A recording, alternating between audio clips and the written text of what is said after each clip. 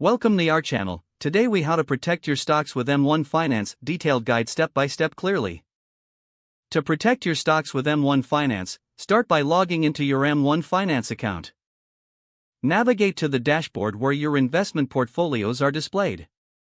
Select the portfolio you want to protect. Click on the Edit button associated with that portfolio.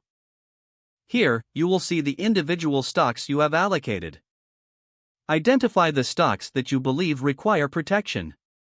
Consider adjusting their allocation percentages based on your risk tolerance.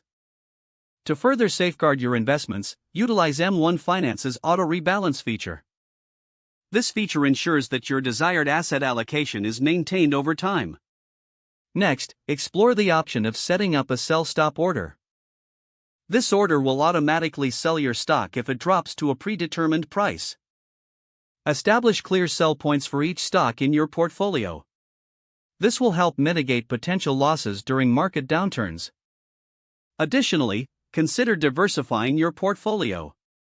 Diversification reduces the risk associated with any single stock.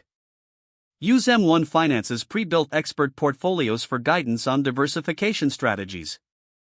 Monitor market trends regularly. Stay informed about news that affects your invested companies. If needed, make adjustments to your allocations based on these insights. Review your portfolio regularly to reassess your risk and strategy. Take advantage of M1 Finance's dividend reinvestment feature. Reinvesting dividends can help grow your investment over time. Create alerts for significant price changes in your stocks. These alerts will notify you before making any rash decisions. Lastly, set clear investment goals and stick to them. This discipline will help you maintain focus during volatile markets. If the page does not load, refresh the browser or try again in a private or incognito window.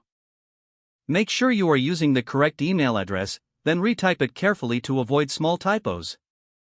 Don't forget to like this video and subscribe to our channel for more step-by-step tech guides.